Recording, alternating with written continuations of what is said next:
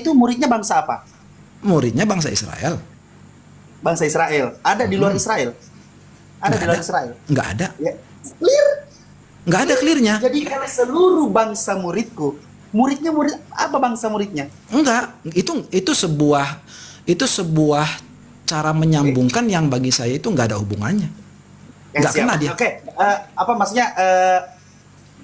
Kalau Pak Pendeta mau menjelaskan lagi, ya itu maksudnya itu penjelasan Pak Pendeta. Tetapi yang saya pahami ketika Pak Pendeta mengumumkan, iya, paham. Itulah yang Seperti saya itu. paham, gitu loh.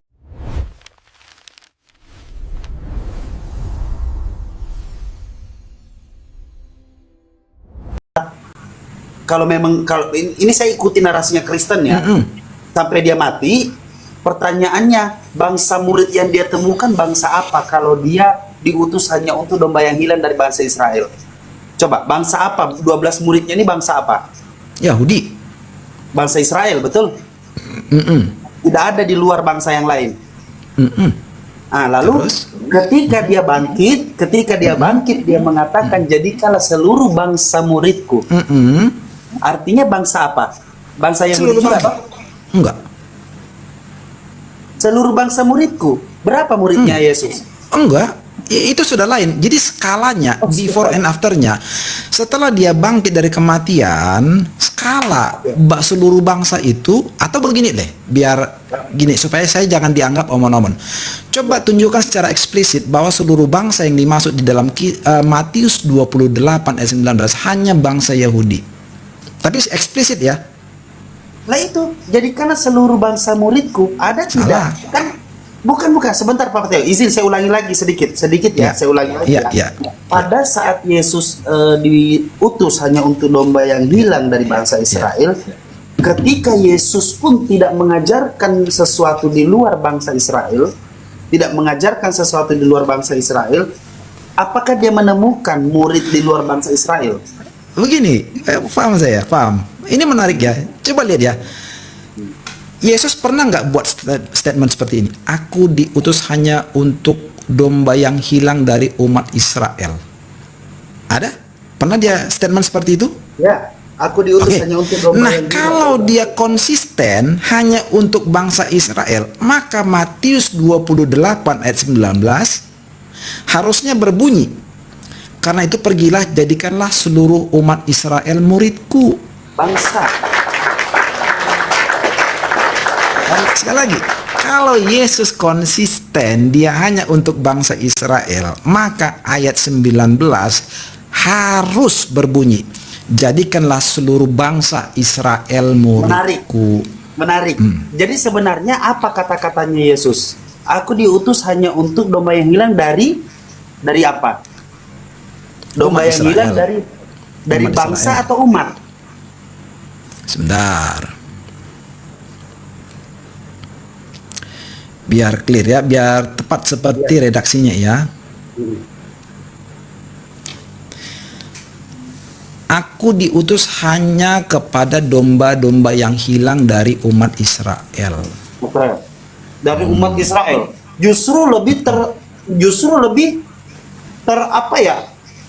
Lebih eksplisit. Lebih kerucutkan umat Israel. Oke? Umat Israel.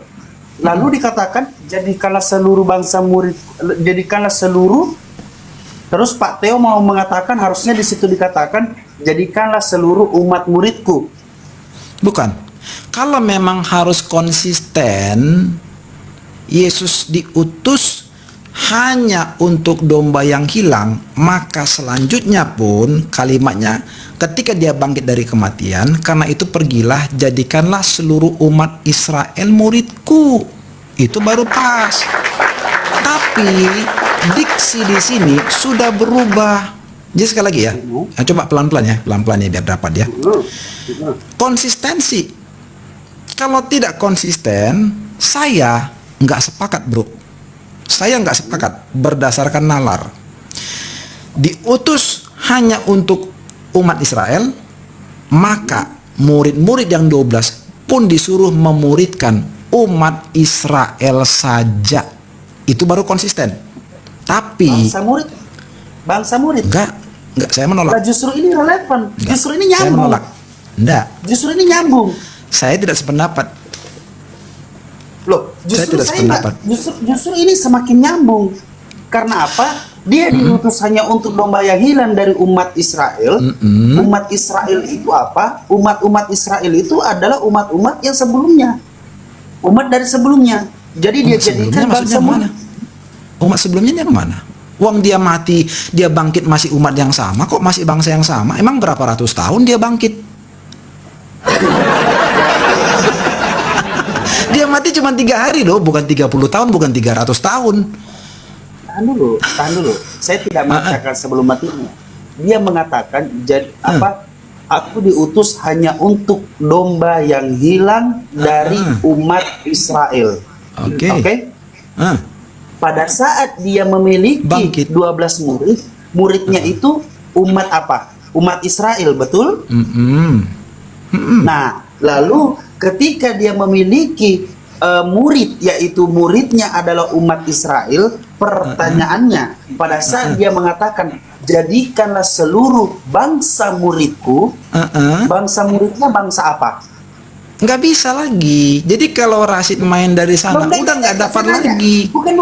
Pertanyaan saya, jadikanlah seluruh bangsa muridku. Seluruh bangsa di dunia. Muridnya bangsa apa?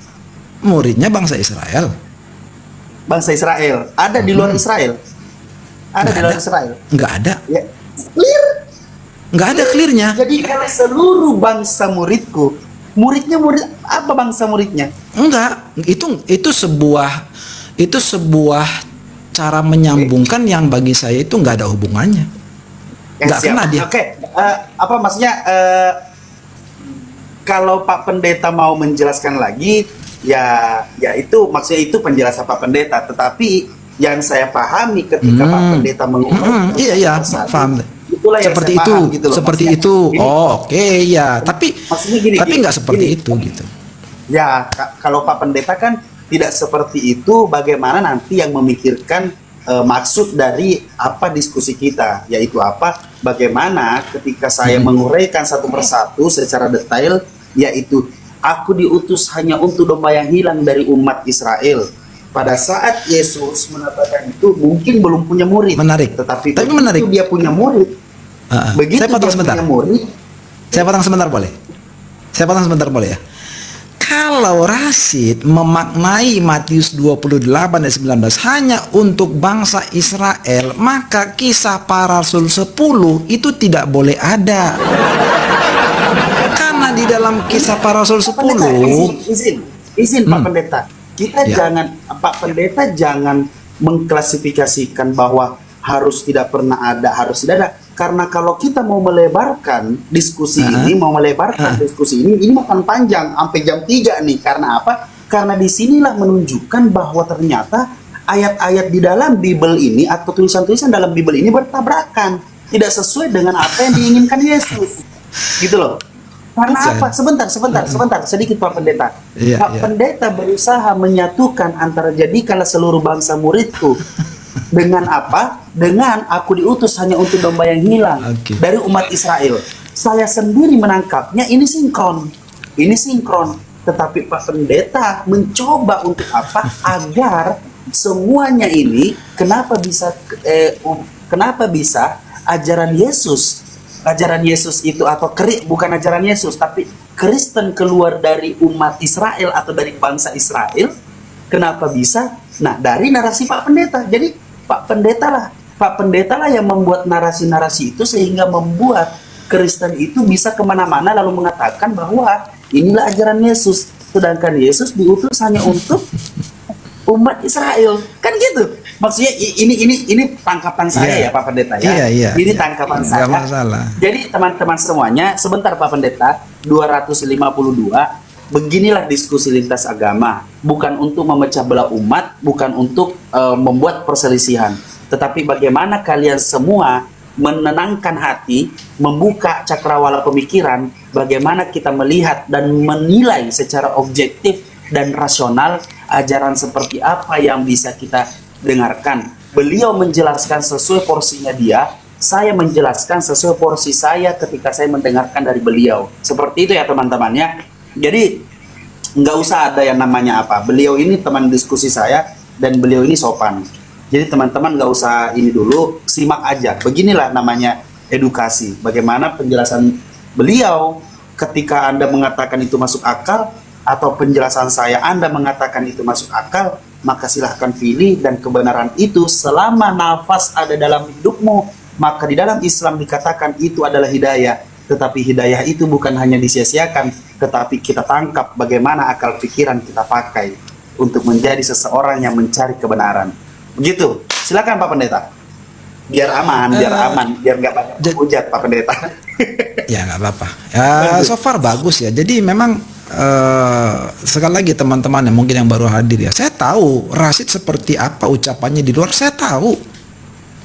Tapi di sini harus saya katakan Rashid menunjukkan etika yang bagus dari pertama sekali hadir di sini, etikanya bagus.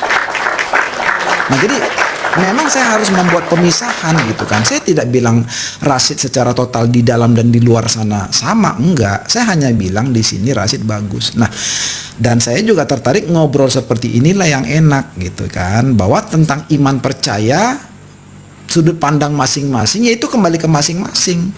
Kalau saya di sini kan hanya bertugas bertanggung jawab untuk menjelaskan apa yang tertulis di Alkitab. Gitu ya, teman-teman. Jadi kembali kepada yang tadi, bahwa apa yang Rashid anggap bertabrakan di Alkitab sesungguhnya adalah kebingungan Rashid yang belum memahami Alkitab secara benar dan utuh. Itu aja sih. Tapi gini aja lah. Untuk hal ini saya rasa saya juga nggak perlu terlalu menjelaskan panjang lebar, karena biar gimana pun kan Rashid tetaplah dengan perspektifnya sendiri. Jadi kalau saya sih semua yang ada di Alkitab bertalian. Kalau Rashid memandangnya tidak seperti itu, ya boleh-boleh saja. Tetapi kalau kami yang membaca Alkitab ini nggak ada masalah, clear sekali dan tidak pernah menyebabkan kebingungan. Jadi saya mungkin nggak membahas itu lebih panjang lagi, cuman sampai di situ. Gitu Rashid. Oke, siap Pak Pendeta. Terima kasih banyak. Mungkin mau istirahat ya.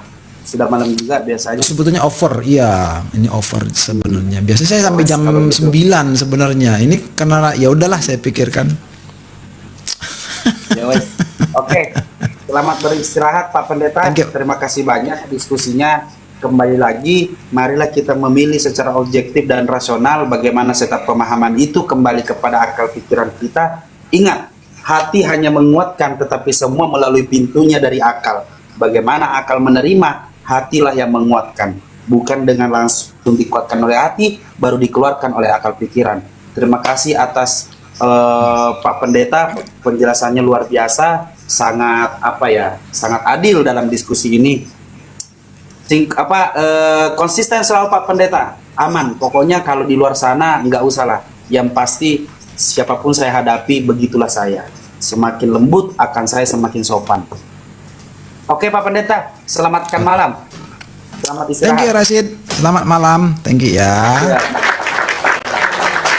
Assalamualaikum warahmatullahi wabarakatuh.